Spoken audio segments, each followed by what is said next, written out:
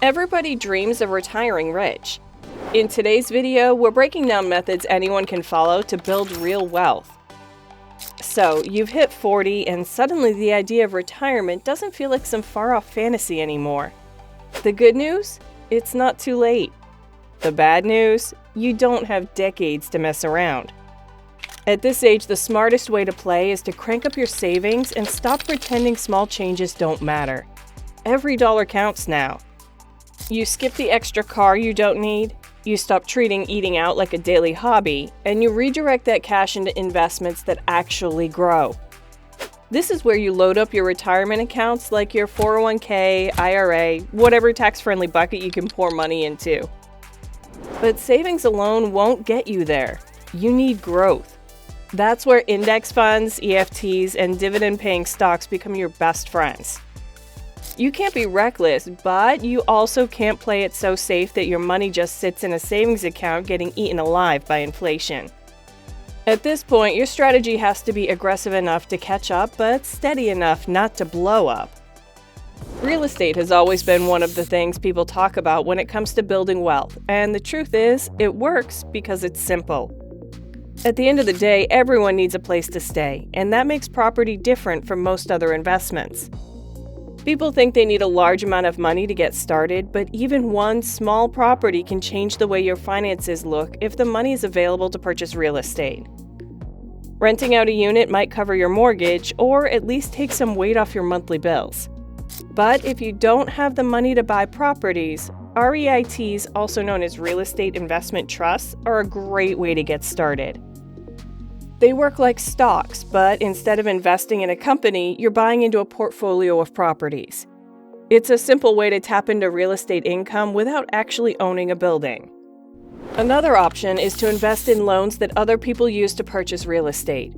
Through certain platforms, you can lend money that's pooled together with other investors, and when the borrower makes payments, you earn a return with interest.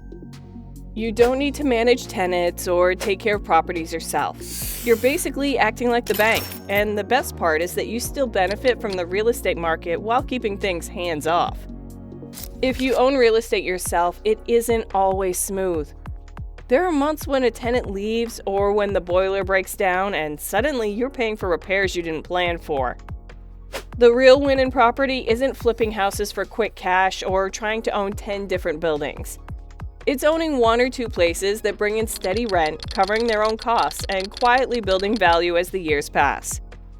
But not everyone has the money or patience to get into real estate. That's why so many people turn to their own small business. Starting a business sounds scary to a lot of people, but it doesn't always mean opening a giant company or risking everything you own. Sometimes it begins with something small, like turning a hobby into a side income or offering a service you already know how to do. Maybe it's baking on weekends, cutting hair after work, or fixing phones for friends. The point is that business doesn't always start with $1 million idea.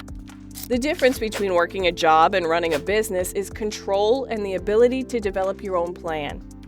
With a job, your income depends on someone else. With a business, even a small one, you set the pace. You can choose how much time to put in, what direction to grow, and how to improve. That control can be stressful, but it can also be freeing. Money from a business is never guaranteed, especially in the early days. Some months feel slow and you question if it's worth the effort. But then there are moments where things click, like your product selling out or when someone tells a friend about you. And suddenly orders start coming in. That's the spark that keeps most people going. There will always be risks like slow sales, tough competition, or unexpected costs, but learning to manage those challenges is part of the process. And unlike investments you can't control, a business is shaped by your choices, effort, and creativity. If you don't want to put all your eggs in one basket by running a business and making it your main focus, then you can create a side hustle. It's a way of earning money outside your main job, and for many people, it feels like the most approachable path.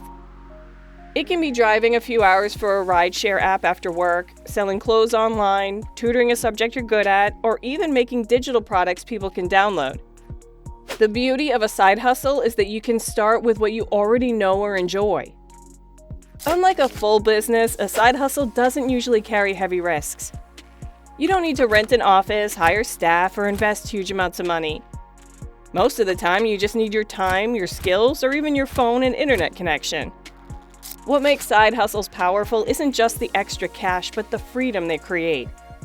That money can go toward paying off debt faster, covering bills without stress, or even saving for a goal you didn't think was possible before. Side hustles also teach you skills that can grow into bigger opportunities. Maybe you start freelancing for fun and suddenly a client offers you regular work, or you start baking for friends and people start asking you to cater their events.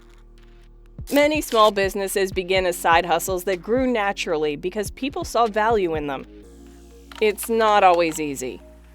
Balancing a full-time job with a side hustle can mean long evenings, weekends spent working or feeling tired. But the reward comes when you look at the extra income and realize it's bringing you closer to independence.